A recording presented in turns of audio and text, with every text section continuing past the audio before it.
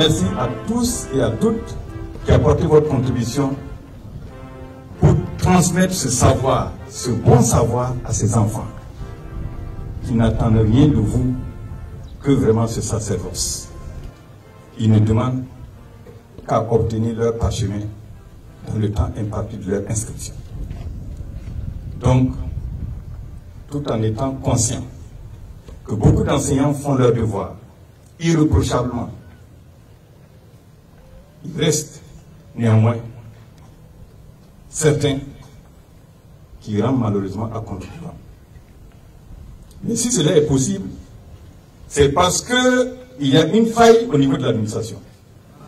Il n'est pas normal qu'à l'heure où tout le monde court contre la résorption des retards, que l'administration, à travers certains comportements reprochables de certains agents, se donne le malin plaisir de brandir chaque fois, quelquefois, la raison. Je ne suis pas au courant, je ne sais rien, vous devriez tout savoir. Ne pas savoir est une faute grave. Un chef de département qui ne sait pas qu'un enseignant en de secours est très grave. Pareil que pour le directeur du DFR, mais bien sûr pour le VP et la présidente. Chacun doit jouer pleinement son rôle. Il y a des enseignants qui ne donnent pas leur cours, ça c'est clair et c'est connu. Mais l'administration ne dit rien. Il y en a qui donnent des cours, qui font des évaluations et qui disparaissent. Et l'administration est silencieuse.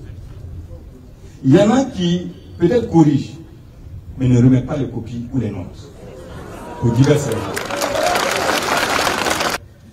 Donc, dorénavant, si un enseignant a voyagé par la complicité de certains agents de l'administration, vous allez le prendre.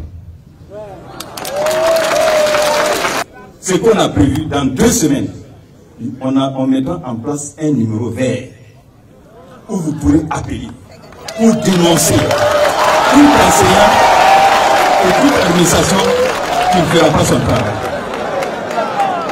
Et donc, c'est tolérance zéro également pour les enseignants qui ne font pas leur travail.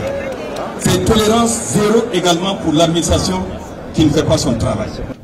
Par ailleurs, pour la question des volumes horaires supplémentaires, j'ai instruit tous les présidents d'université d'impliquer les chercheurs.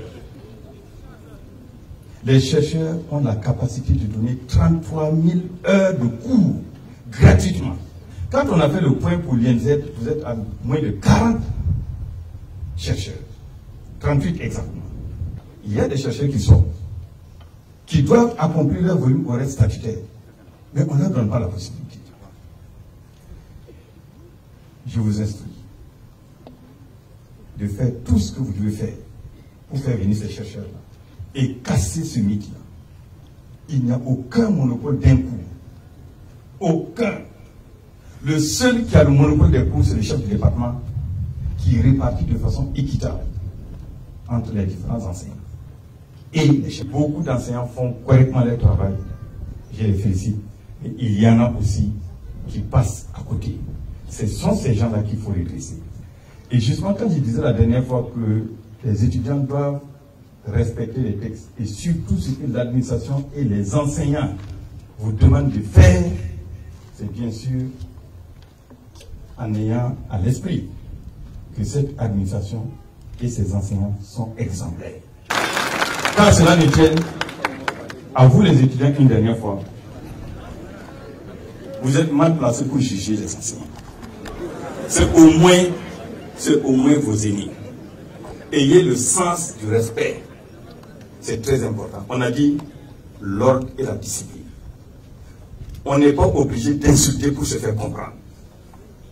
On peut parler poliment, gentiment et se faire très bien comprendre. Ne pas parler poliment ne donne aucune envie d'aider un enfant. Donc je vous exhorte à être des enfants exemplaires, des enfants bénis.